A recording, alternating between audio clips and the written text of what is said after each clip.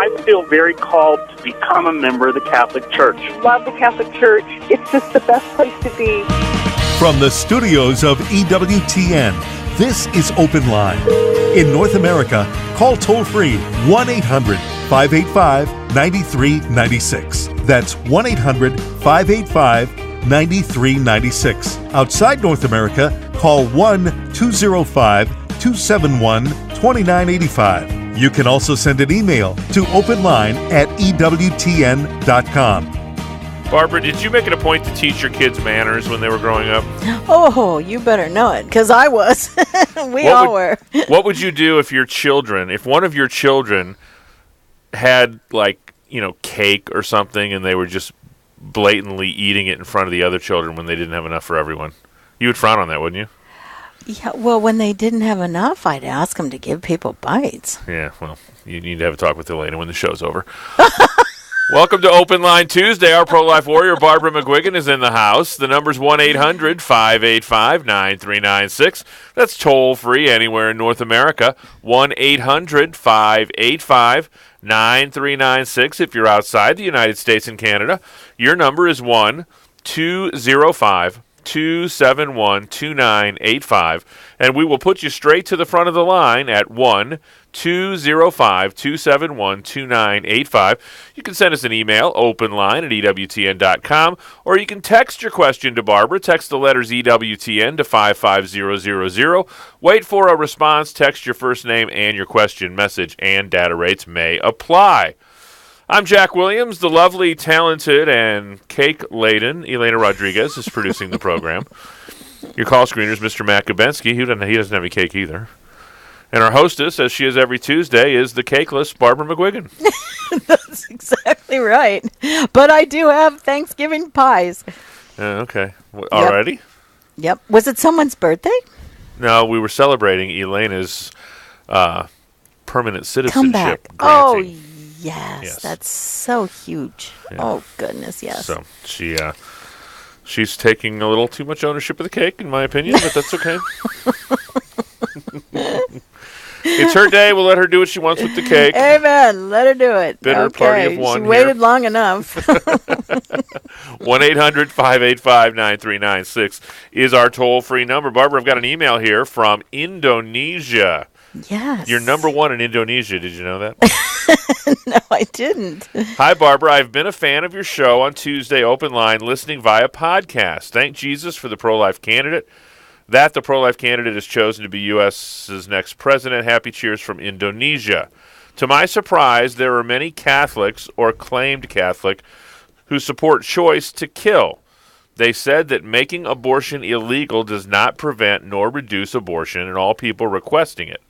But I would say we still need to fight for it just as we fight against discrimination, fight against terrorism, and fight against murder. Taking their opinion and making abortion illegal does not mean anything. I would say, why should we make murder illegal if there are still people killing each other, even if it's against the law? Hope you keep up the good fight. We are with you. Really love it. And that is from Heruadi Kasuma in Indonesia. Oh, you say that so well. I hope I can. Dear and good Heru, what a Thanksgiving blessing to receive your email. I'm thrilled to know that the people of Indonesia are with us here in the land of the free and the home of the brave. However much our religious freedom has been threatened, however much our courage has been challenged by those who decided that we Christians in the States here, at least for now, must leave our faith in church, that we Christians were to accept the Marxist-socialist ideology that for the past 8 years has been a real and present danger to those of us who value the life of the unborn, newborn, and longborn, that we Christians were told we needed to change our principles ordained by Almighty God to respect the sanctity and dignity of marriage between a man and a woman as God's perfect design to raise up children to be stellar followers of Christ, and not to mention the degrading and callous ways that we were told to accept the unproven and calculated gender identity situation, which assumes that God makes mistakes when he creates some human beings. However much we've had a lot to deal with, in other words, politically, ideologically, legally, and spiritually, We were given a reprieve in this election, for which we are very thankful. So thanks a million, Haru, for congratulating us on the recent political miracle we just experienced. And I don't know if you know this, clear over in Indonesia, but according to the Pew analysis, 60% of white Catholics voted for life and 81% of evangelicals voted for life. And in Protestant and other Christian denominations, 58% voted for life, and Mormons, 61% voted for life. So the people of America have spoken. In Haru, the red states look like a T-Mobile map. But we still have much to do. Many of our citizens are not concerned about the humanity of the unborn. Assisted suicide laws are being passed. Transgender restroom laws are causing angst.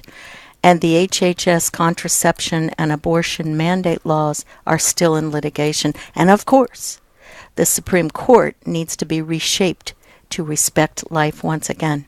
But now, there's a light at the end of the tunnel. Thanks be to God. Now, more than a few people grapple with the same question you've been asked by your friends. You, Haru, were absolutely correct in your arguments against their position that making abortion illegal doesn't mean anything. People are going to do it anyway. Well, that may be true to a point, but actually, when a heinous action is made illegal, such as murder, such as rape, such as child abuse, all the things, stealing that we have laws against, people with good sense do not do those things. People who might normally have good sense on other matters, but not when it comes to murder, have to believe two things. First thing is that the people they are slaughtering are not really innocent, but guilty of some wrongdoing, as an aggressor of some kind. Or number two, that the people they are murdering are not really human, or somehow subhuman. A most fundamental principle of morality is that you can never deliberately kill an innocent human being. I'm sure you know that. It's a human universal principle not to slay the innocent. Let's say any given society embraces that it's okay to kill the innocent members if you wish. What would happen? As Mother Teresa, Saint Mother Teresa said in so many words, if a mother can murder her child, who can stop someone from murdering someone else? So to deny that we should protect and respect the right to life of an innocent human being, born or unborn, is to violate a universal norm. People who believe this are objectively embracing an inhuman and fundamentally immoral principle. Now, one last thing. The question really is, who do you say the unborn is? See, this you got to dig deeper sometimes. If your answer is not human or subhuman, this is set in ignorance, because scientific evidence is very clear that the unborn are human beings. There is absolute proof, regardless of one's faith perspective. So there are 3 criteria. I think I'll talk about those after we go to the break. But I want to God bless you, Haru, and all those who fight for life in Indonesia. And I hope to meet you in heaven someday. And what a party we are going to have. God bless you. 1-800-585-9396 is our toll-free number. 1-800-585-9396. It's a Pro-Life Tuesday here on EWTN's Open Line.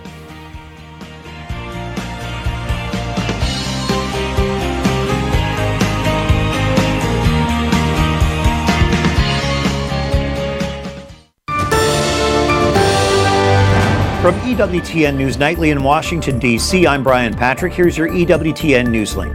The 24-year-old driver of a school bus that crashed Monday in Chattanooga, Tennessee, is now under arrest. Speed is believed to be a factor in the crash that killed 5 young children and injured dozens. Syrian media releases video showing the devastation from airstrikes in an East Aleppo neighborhood. At least 25 people have been killed by bombs since Monday in rebel-held areas of the city. An aide to President-elect Donald Trump says his administration will not pursue a case against Hillary Clinton's email scandal. Meanwhile, Trump talks about his first 100 days in office in a YouTube video, proposing his goals on trade and defense. And Pope Francis chooses Marian themes for the next 3 World Youth Day celebrations.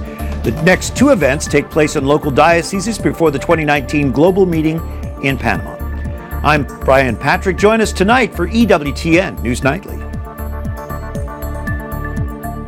Listen to EWTN Radio at any time, day or night. Audio on demand brings your favorite programs, recently broadcasted shows, prayers, and devotionals instantly to you for free. For more, visit EWTNapps.com.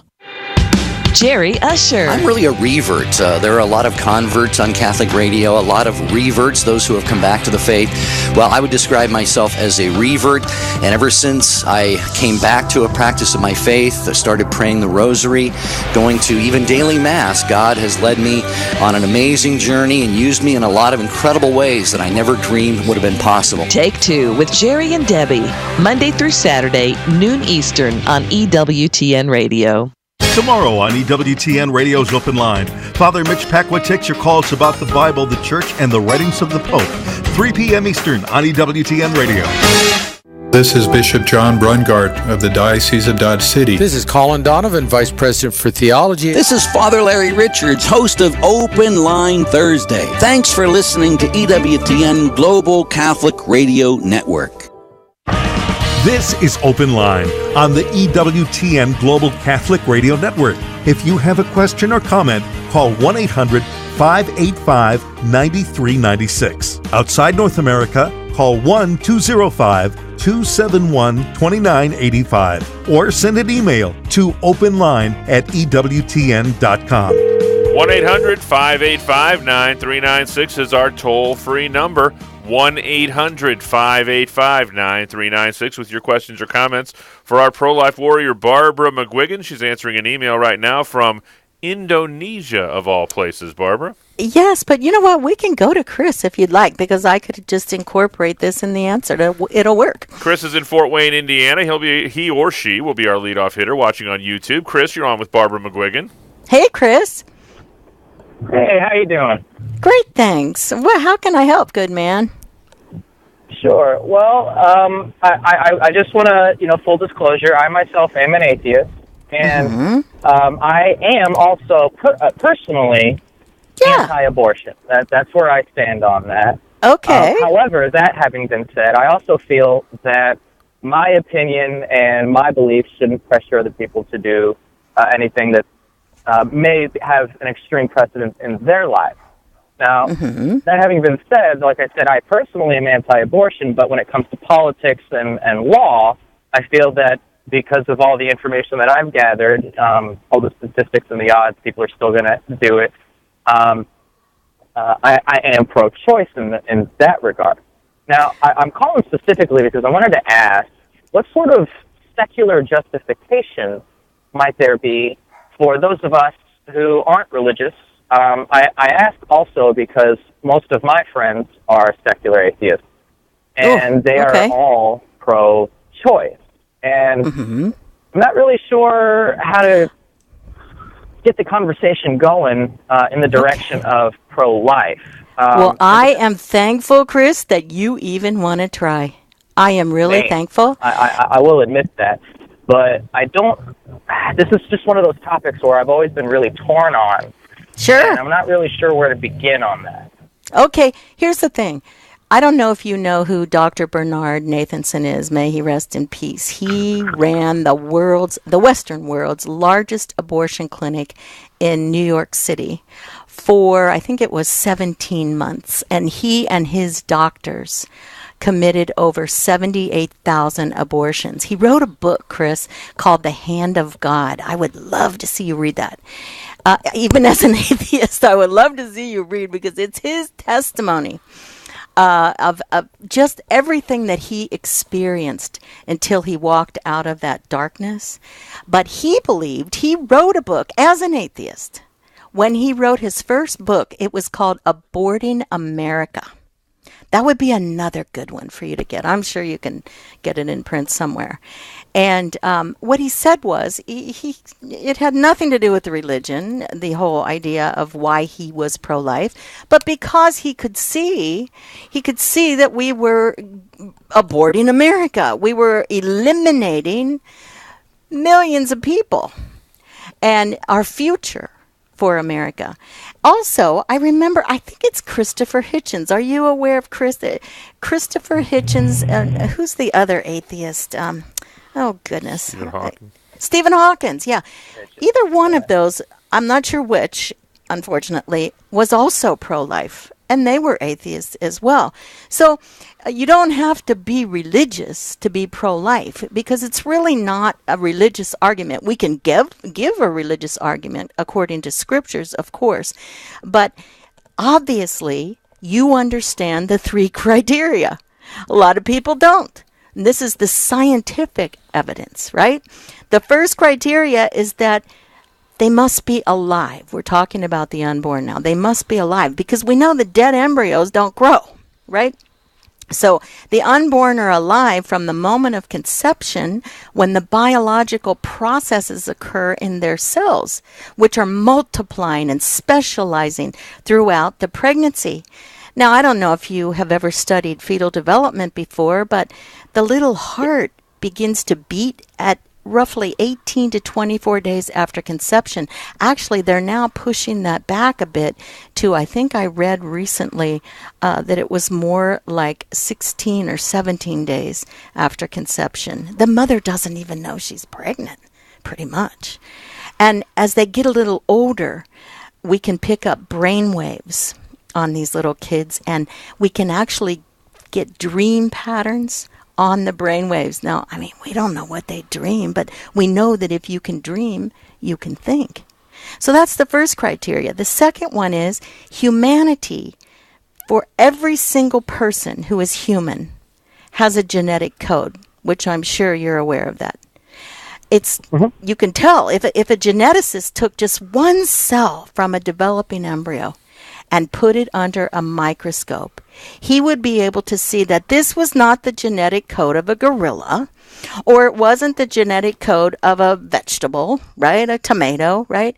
That it was actually human life. It was a human genetic code. Okay, we can prove that scientifically. The third criteria is that this human life is an organism.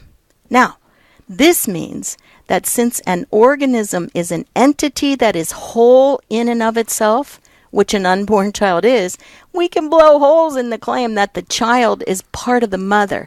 I mean, I've been teaching this for so long, Chris, that I would teach the kids that an astronaut must wear a spacesuit when he decides to walk on the moon. He's got to have a spacesuit to survive. But the spacesuit is not a part of him. Okay, but he needs it to survive. Now, a newly conceived life is, in order to survive in his or her mother's womb, he needs her. He needs her to survive. And her mother needed her. She needed her mother as well. But the child is not an appendage of the mother, because each unborn child, get this just fried me when I first became aware of this. Each unborn child has a genetic code that is distinct from the mother.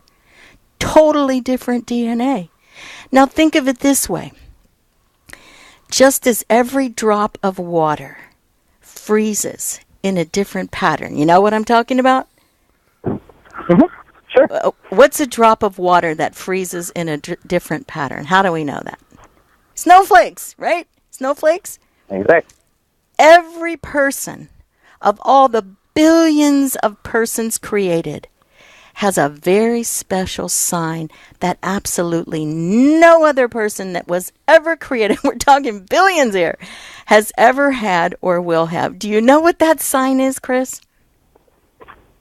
I'm sorry, I didn't catch that last, 5 words. I said every person of all the billions created has a special sign that absolutely no other person ever created has ever had or will have in the future. Do you know what that special sign is?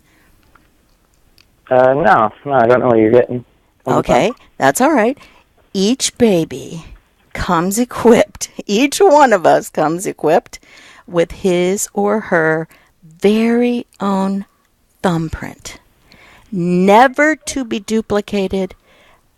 And we attribute this to God. If you want to add some spirituality into it. You don't have to. It's scientific. You don't have to. We believe that each of us is unique, distinct, and unrepeatable. Made for a reason. We all have a reason for existing on this mud ball we call Earth. So obviously you believe these things. And that's why, as you see, I added a little spirituality into it for those of us who believe in God, right? But you don't have to if you don't want to believe in God. He still loves you. Okay? So does that answer you all right? Yeah, that was great. You know, and I'm really glad that you mentioned the Christopher Hitchens thing, because now that you mention it, he was quite the advocate for life, anti-abortion. Exactly. Yeah. And exactly. That's going to be one of the resources that I'm definitely going to be looking into, and I'll re-look through this episode after it airs on YouTube after it gets posted and look at the other source that you mentioned. Okay. But, yeah, this is exactly what I was looking for. Thank you so much. Thank you, Chris. Oh, God bless you, Chris. Appreciate the phone call. Bye-bye now. 1-800-585-9396 is our toll-free number.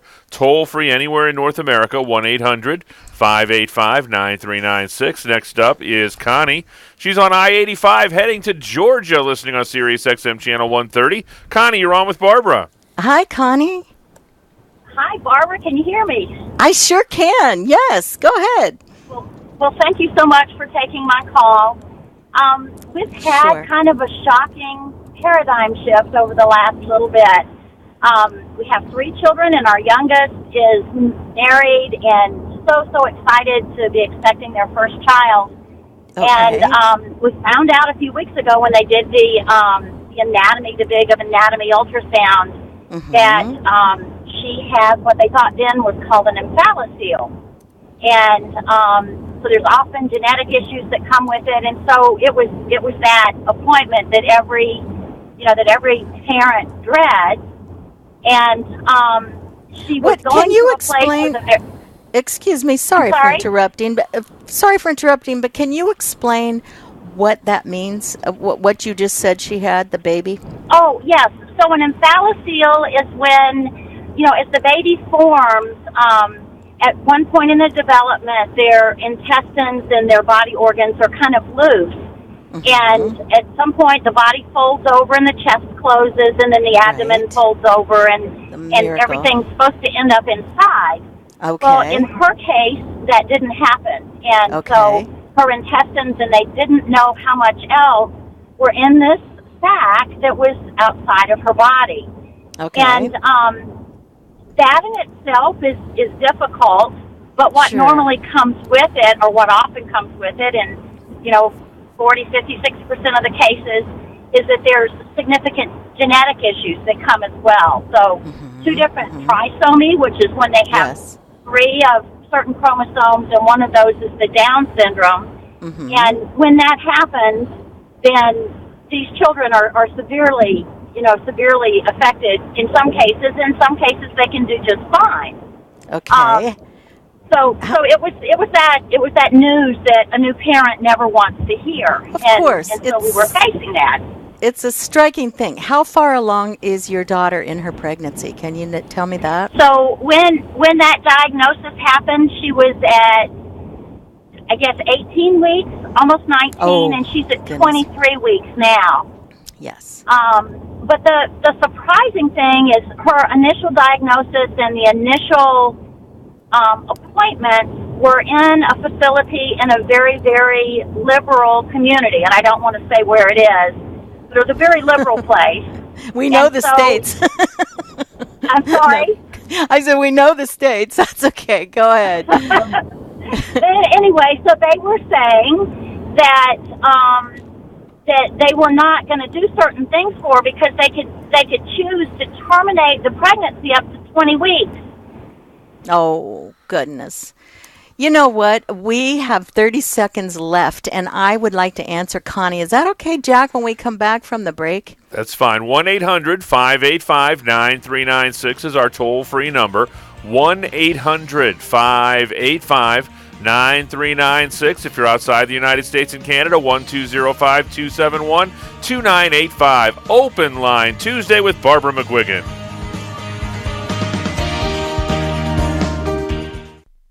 Welcome to EWTN's Catholic Almanac. It's November 22nd, the memorial of Saint Cecilia, Virgin and Martyr. She was known for her daily habit of singing the Psalms, for which she was named the patron saint of musicians. Cecilia lived in the 2nd century during times of persecution and was beheaded for burying the bodies of martyrs around 117 AD. Her tomb was opened in 1599 and her body was found to be incorrupt. The wisdom of Mother Angelica. We have another caller. What do you want to thank him for? Hi, Mother. Hi. Mother, I first want to tell you thank you so much for what you're doing for the church, for God. May He bless you abundantly, and may He be given the honor and glory. Mother, I am grateful very much for my religious vocation. I've been a religious for 34 years. Oh, wonderful. To Him be given the honor, and if I might say a little prayer, Mother? Oh, please do. Please. Oh, God, every good gift comes from you. Unfortunately, so often we are not grateful enough, and we do not express our gratitude sufficiently to you. But I am grateful this night, Lord, to be able to tell the nation that you're wonderful, that you are such a good God. Oh God, may all peoples adore you, honor you, love you forever. Amen. For more information on Mother Angelica, visit Religious Catalog at EWTNRC.com.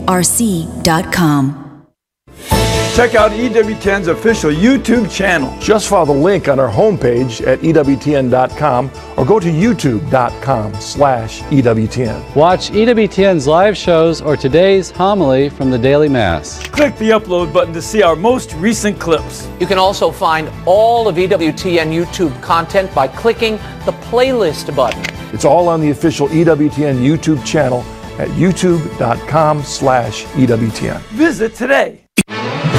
Podcasts of Open Line are available within 24 hours of live broadcast. Go to EWTN.com and click on Multimedia. EWTN. Live truth. Live Catholic. This is Open Line on the EWTN Global Catholic Radio Network. If you have a question or comment, call 1-800-585-9396. Outside North America, call 1-205-271-2985 or send an email to openline@EWTN.com.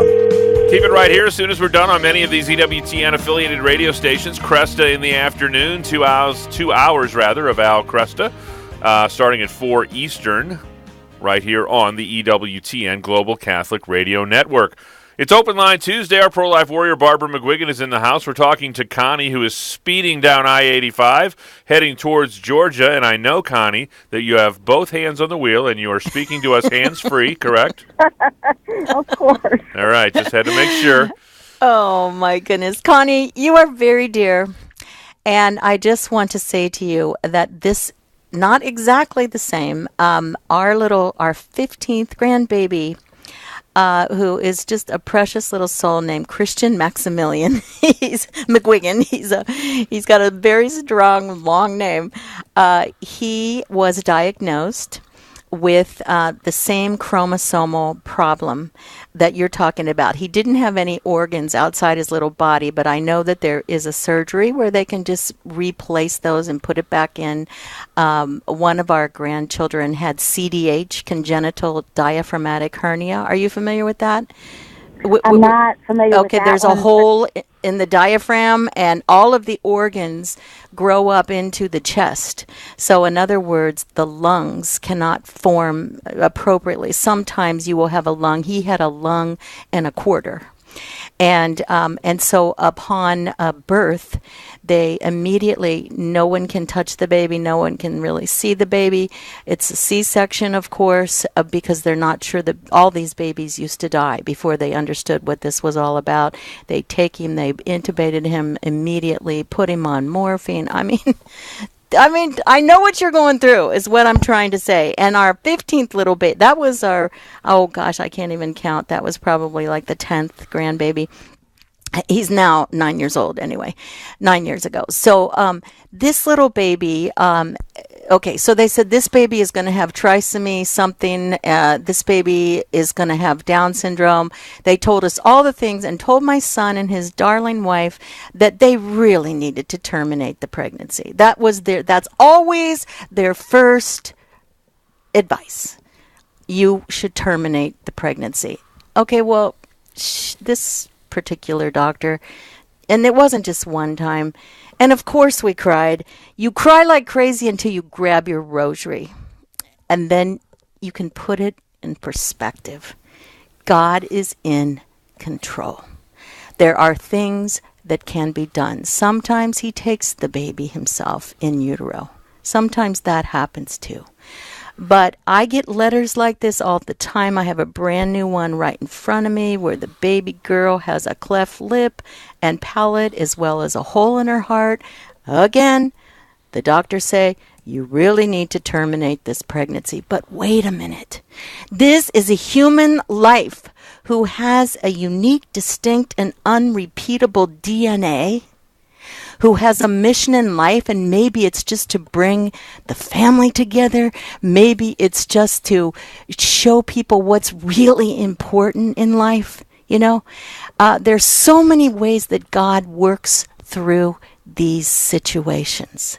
So my best advice to you would be to, and I know you're down on your knees, and you're so calm and sweet about this, and I praise God for that, because really, that's where we need to be. It takes a while sometimes to get to that place, but you are there, and I know it's shocking, and there are many tears when, especially if it's a first pregnancy. This was my son's second pregnancy, my daughter's first with the CDH, and so let me tell you how it turned out. My CDH baby had an incision, a tiny little incision in his little side 4 days after he was born, and he is now an athlete like you cannot believe. He had 1 1/4 lungs, as I said. The lung grows. Once you get the heart that was over, his heart was over by his right shoulder, they had to put that in the proper place. They sewed up the hole in the diaphragm, got everything, all the organs that were out of whack in the right place. He is brilliant. He is beautiful. He's so darn cute. And he can hit a baseball so darn far you cannot even believe. He's an athlete, right? And they were told to kill that little kid so many times. And my daughter and my dear son-in-law refused to even think of doing something like that. They gave it to God. Here, Lord, this is what you wanted. This is the baby you wanted us to have. We're with you. That's all you need to pray. And like I say, he may take it sooner. They may have to put those intestines back in. Now, about my 15th grandbaby that was told he was going to have trisomy 21, all kinds of things, Down syndrome, everything. He is a perfect little boy. He's a perfect little boy. Were the prayers going like crazy? Yes, you better believe it. We had prayers going up to God for this little child. So many. But we trusted in God. Jesus, I trust in you. And we go to the mother of all mothers, our blessed mother. We say, Mother, please, whatever your God's design is for this baby, give us the grace to cope. Okay, is that all right, Connie? Sweet Barbara, you are amazing. But there was one thing that was a paradigm shift for us. Okay. And that is that the initial physicians, I think, had an agenda, and you spoke of it, that they wanted to terminate. And I always thought the physicians that did that were the folks at Planned Parenthood and not the folks that you might meet in the maternal fetal clinic. No, and so it's just advice to folks. I think they've tried to scare us. They've tried to do all kinds of things to make us think that we should terminate this beautiful child. Yeah. So it's just, if somebody faces that, get on your knees, grab the rosary, and then make sure you find, it was the paradigm shift, is that all of the physicians are not there for life. Some of them are for something else. Oh, you better know it, dear lady. And you better know it. I never dreamed that you would go into the maternal fetal care place and they would be pushing for something different. Oh, sure. If the child isn't perfect. So how far along is your daughter now? She's at 23 weeks. 23 and the diagnosis weeks. changed. We took her to one of the top facilities, and they There said it you wasn't. Oh, see what I'm saying? This is what they do. Exactly.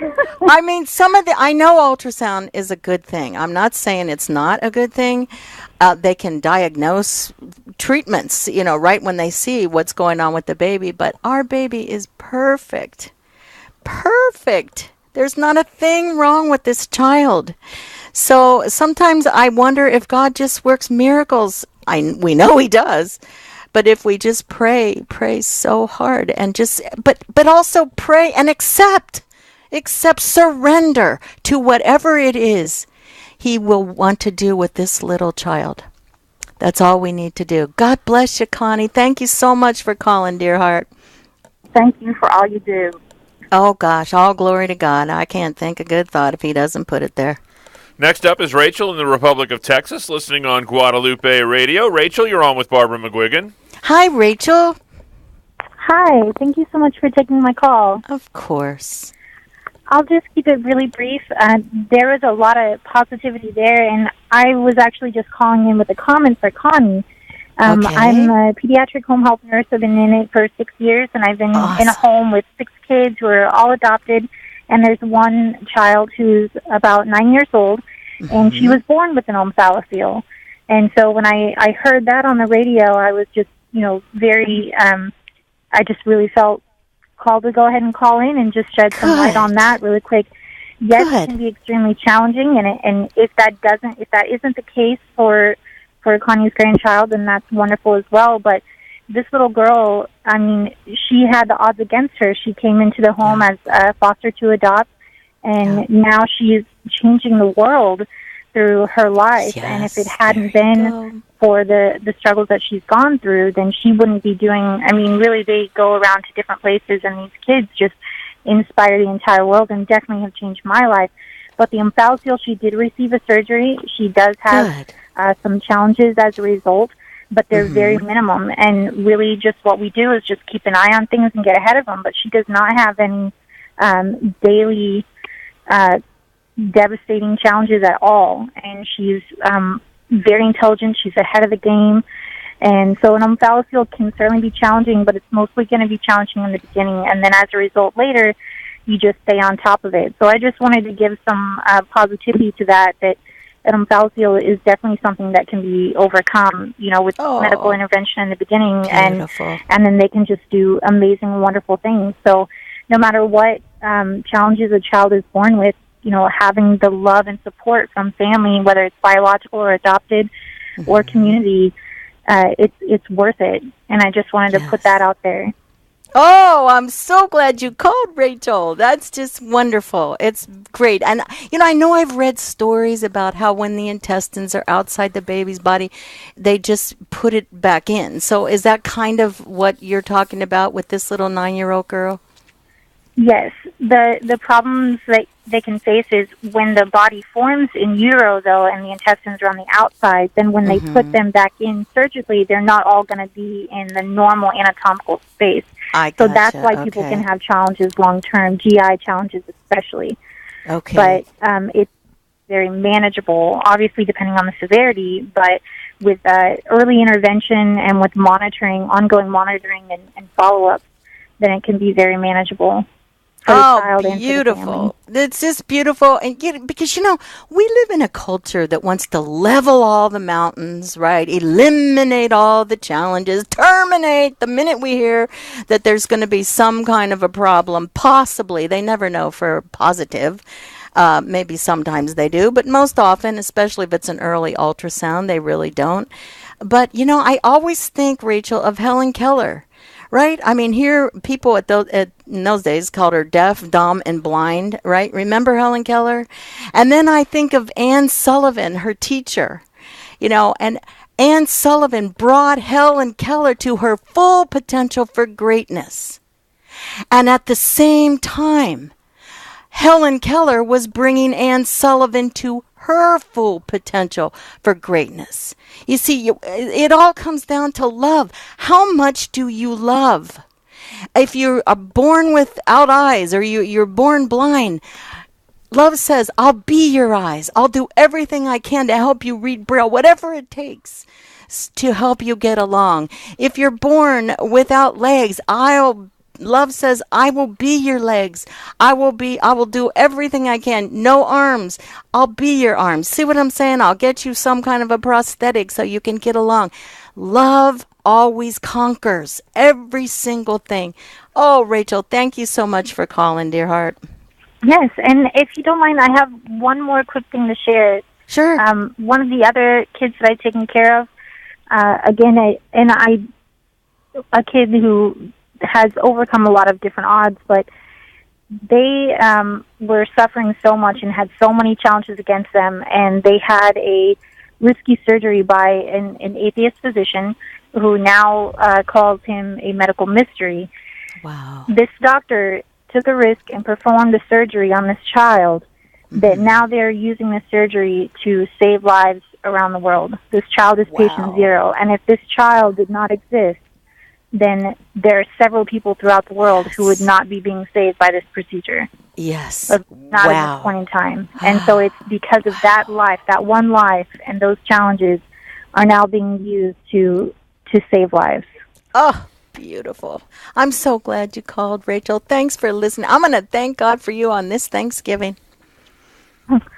And to those children, really, it's those children and the of family course. and the parents who gave life to those kids.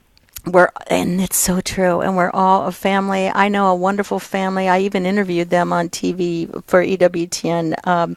They have 3 boys. Actually, they had 4. One died, and I just was told that another one died. But they have the same disability. It's a long name. I can't even think of it to even say it. But they accepted every one of these kids, and they were beautiful kids.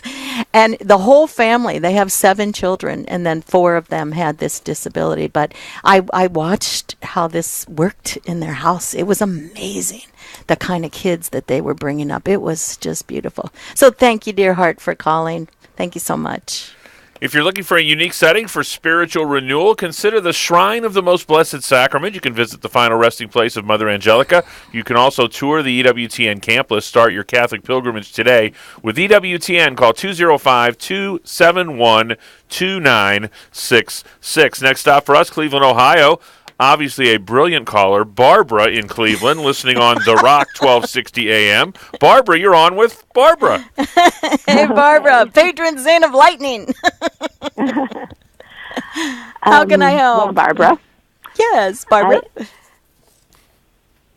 I came in, hopped in the car, turned on the radio, and Connie you were in the middle of the call with Connie. Yes. So I wasn't quite sure what the diagnosis was.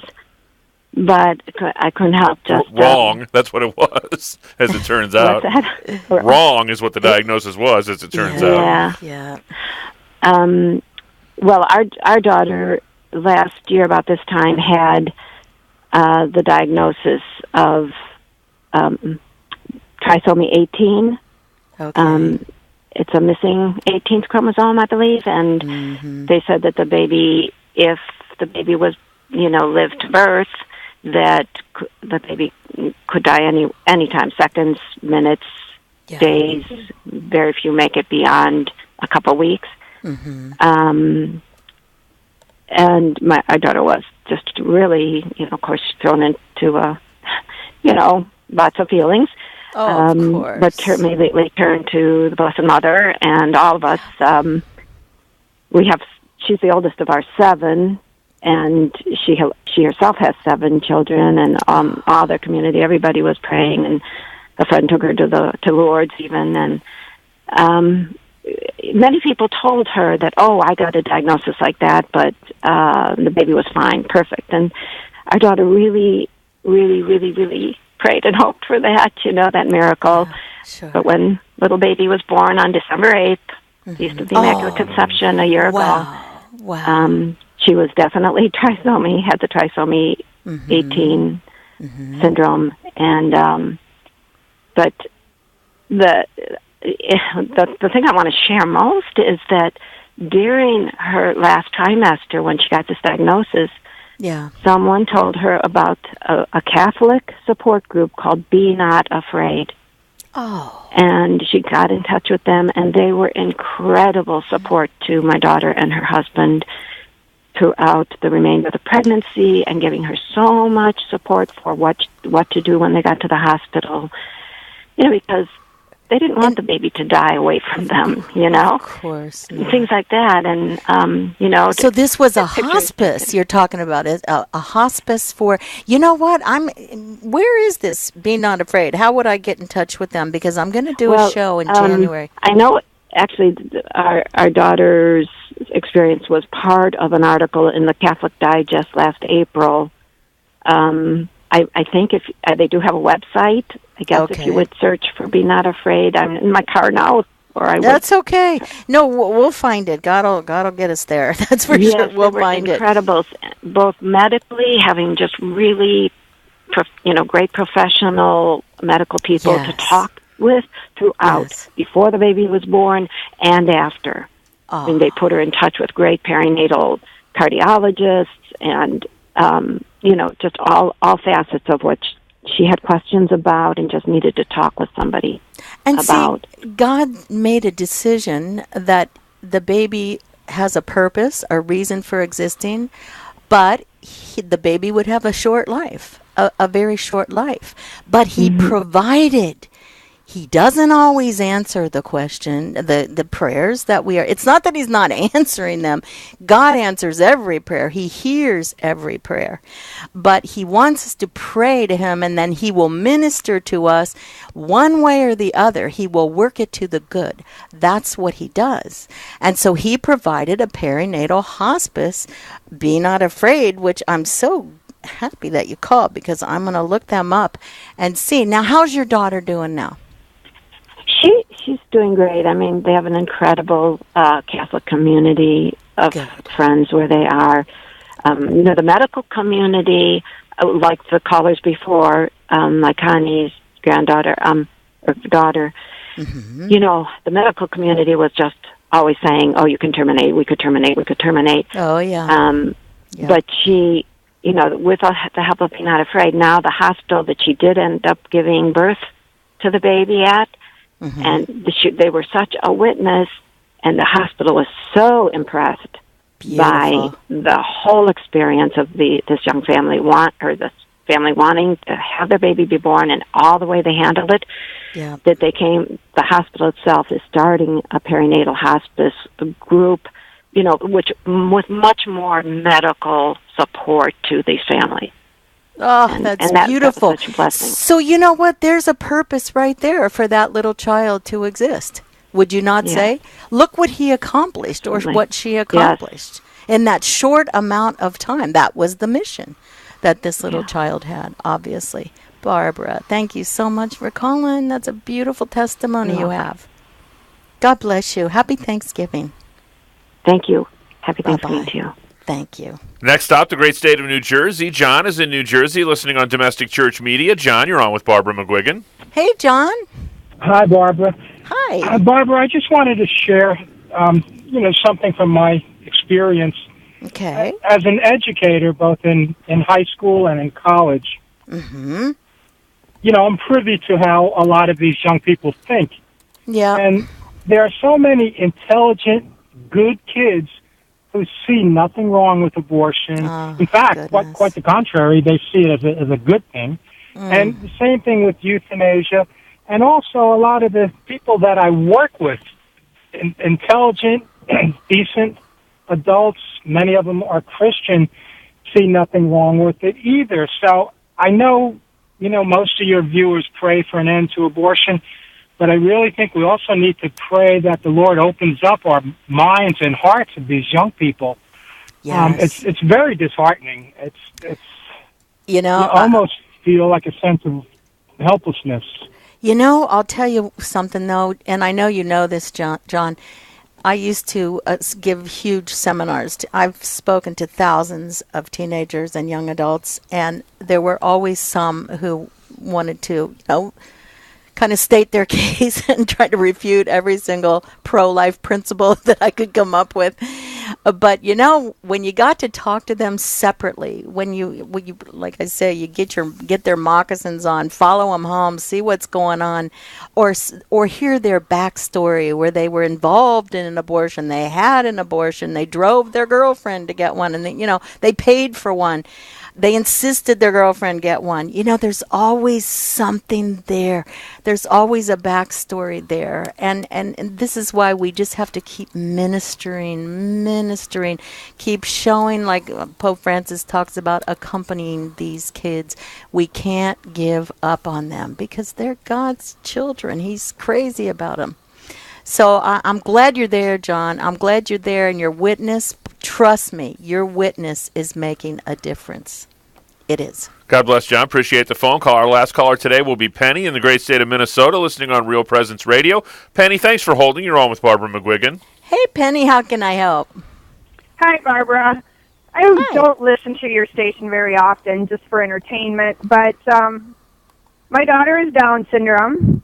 Mm-hmm. And the issue I have with you is not the pro-life issue. What I have is when you're saying someone in your family was going to be diagnosed with Down syndrome, and you prayed, and he was born, with no problem. Perfect. Yeah. Right. Perfect. I have an issue with you saying that. Okay, I can understand that. And that was insensitive on my part, to be honest with you, Penny, because every child is perfect in its own way. And actually, a Down syndrome child, my son and daughter-in-law welcomed that. We all did. We all said, please, that's wonderful. Right. That's a gift from God. But I'm corrected, and thank you for that, because not considering, I was just talking about how, what I was thinking about is the ultrasound was wrong. That they come up with all these diagnoses. It had nothing to do. My kids were afraid their babies were going to die. They didn't care what kind of disability or whatever they had. They see every child, as we all do, as all pro-life people do, as a gift from God. A gift from God. So thank you for calling and correcting that. And hopefully no one else was the least bit offended by what I said when I said the baby was perfect. I wasn't thinking about the baby itself. I was thinking of the ultrasound diagnosis. Thank you so much, Penny. We appreciate the phone call. And Barbara, thank you for being so gracious, as always, with your time. Oh, and thank you too, Jack. Back at it again next Tuesday when Barbara will be back in the house. Tomorrow, Father Jim Booth from right here in Birmingham, Alabama, will be sitting in for Father Mitch. And then we'll have Father Larry on Thanksgiving Day on Thursday, and Colin Donovan on Friday. Back at it Monday with John Martinoni. On behalf of our host, Barbara McGuigan, producer Elena Rodriguez, and our call screener, Matt Kubensky, I'm Jack Williams. Thanks so much for taking some time out of your day to join us. Until we get together tomorrow, God bless.